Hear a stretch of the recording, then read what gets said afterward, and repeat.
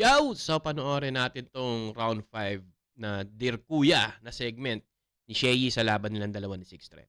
Let's go. Di ko alam anong number eh. Number 3, number 4, number 5. Number 6. Yan. Dear Kuya, Wow. may gusto lang ako sabihin. Maganda 'to. May gusto lang ako sabihin. Seryoso to, seryoso to. Seryoso to ah. Dear Kuya, may gusto lang ako sabihin. Una sa lahat, para sa akin, isa kang legend, isa sa puno at ugat. Gaya Tama. ni FM, wala kang katumbas kung usapan ambag. Sa katunayan, kanta mo kinanta ko sa school nung ako'y unang nag-rap. Kuya, sabi nila, tinagalog mo lang. Kung totoo man yon, salamat, isa ako sa napasaya mong milyon-milyon. Ako'y Pinoy, hindi Ingles ang pangunahing kong lengguwahe. Pero dahil sa'yo, naintindihan ko ang isang magandang mensahe. Galing, maganda. Kuya, sa totoo lang, naisip kitang idis sa battle na to. Hmm. Naghanap ako ng pangit, pero sorry, maganda nakita ko. Noon pa lang mga panahong pinaglalaban mo ang nababaduyan sila sa rap, ito'y pinaglaban mo. Tama, tama. Ayaw mong nababaduyan sila sa rap, yun din pinaglalaban ko. Pero kuya, sa totoo lang sa panahon ngayon, di pasok sa panlasa ng bagong Hmm. henerasyon ang mga gawa niyong bara. Ikaw pwede pa, pero mostly, yung mga gawa Alam nyo guys, totoo naman eh. Na yung mga bara nila hindi umaakma sa panlasa ng mga kabataan ngayon. Although ako talagang talagang maka-dekada 90 ako. Gusto ko pa rin talaga yung mga old school rap na yan. Putangina, mas madidiin ang lyrics niyan. Pero dapat sumasabay pa rin kahit papaano sa ano. Taste ng tao. 'Di ba maraming magagaling na rapper diyan. Kawalan ba ng ano ba ego nyo? Kung sakaling makikipag-collab kayo sa mga bago na kilalang kilala ngayong era na 'to. Nakakabawas ba yun sa pagkatao nyo? Hindi, 'di ba? Nasisira si Andrew dahil sa mga taong nakapalibot sa kanya.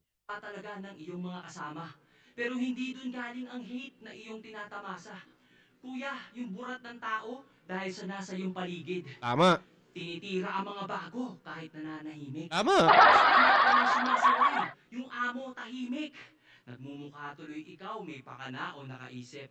Oo, At tama, tama. kuya, isa pa, pag rap, rap lang. Huwag mong palakihin. Nagmumukha ka tuloy pikon sa bagay na ginagawa mo rin. Danas ko rin ang matinding bash at ito lang ang Mm. akin. Pag di ka natakot na masira, doon ka na di kayang sirain. Oo, tama, tama. At Lalim, malalim, malalim, malalim. Galing. at sa mga matatanda, sa matatanda na kasama ni Kuya, gusto niyo yung benefits ng pagiging nauna? Kampanan niyo muna responsibilities mga idol. Di kayo kinikilala? Makipagkilala kayo ng walang bit-bit na rifle. Tama, tama yung kay Shea. Tama, tama yung sinabi niya na yan na, ano, na, di ba magpakilala kayo? Although kilala na kayo eh. Baguhin nyo naman yung imahe nyo. Ayaw nyo mag-love song. Di ba ayaw nyo mag-love song? Putang ina, napakasimple lang. Di ba? Gusto nyo makipag-collab, magkipag-collab kayo. Mas lalo kikilalanin ng tao, yun ang gusto ko sabihin sa inyo. Lahat ng old school rapper before, idol ko yung mga yan. Nagkakaedad na kayo. Tayo dapat na umakay sa mga bata. Or tayo dapat ang umintindi. Kasi tayo yung mga nakakatanda. Ganun. Kayo yung nakakatanda. Dapat mauna kayo maging humble. Kasi ang Tama. mga nauna dapat ang leader at ang leader nagli-lead by example. Tama. Kuya, alam ko, respeto lang ang iyong gusto. Ang solusyon ko dyan, eto, sagutin mo ang tanong ko. Sa 14 years ng battle rap, nag-promote ka ng unity.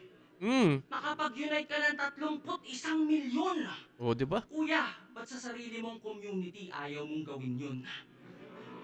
Oh. At ikaw, ha? Ikaw yung nandyan. Tama, Ikaw tama. sana yung nakakaintindi. Ikaw dapat nagko-call out sa mga seniors 60 at nag-a-advise dyan, pre. Kaso wala, duwag ka. Ako patuloy gumawa kahit na hindi ko parte. Well, at least napatunayan ko sa mga tao na wala kang silbi. Ano pa rin. At Pasok sa pa rin yung PS, sa mga K-16. di makaintindi, mga mandidis yan sigurado. Pero sige lang, be my guest, di ako mai-stress sa mga mga duranyo. Importante, may attorney says, kayo'y walang pwedeng maikaso. Hindi nyo ko malilitis. Kayo'y malinis tinarantado! Galing, magaling, magaling. Maganda yung mensahe ni ano ron. Maganda yung mensahe ni Shane. Mahusay, mahusay. Tama lang din yung sinabi niya na yan. Paano nga naman kayo gagalangin na hindi naman kayo marunong gumalang sa mga bago? Paano kayo kikilalanin na ayaw nyo na magpakilala sa mga bago? 'Di ba? Huwag masyadong mataas ang tingin natin sa sarili natin. Old school na nga tayo eh, 'di ba? OGs na nga kayo eh. 'Di ba? Andito na nga kayo eh, 'di ba? Gano'n eh. 'Di ba? Huwag niyo naman isipin na lagi kayo nasa taas. 'Di ba? Kasi kung tutuusin, walang-wala na kayo sa mga bago. Flow G lang eh, putang ina. 'Di ba? Isipin niyo na lang, si Glock-9 na lang, 'di ba? Kung yung kasing utak niyo may kipagkulab pa sa iba 'yon, 'di ba? Hindi ko sinasabing palubog ang karir ni Glock-9 pero tangina siya na may napaka-versatile ng tao.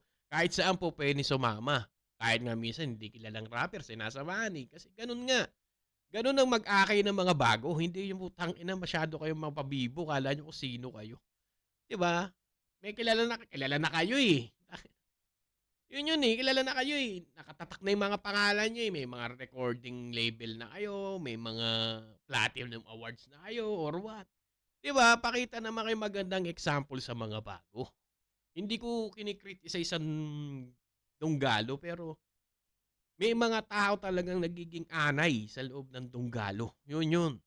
So, yun lang 'no. Johans TV, pasensya na sa mga nasabi ko. Kung may nasabi man akong iba, nasa inyo na yan. Ito yung aking opinion lang ho. So, yun lang. Johans TV, till next time. Peace.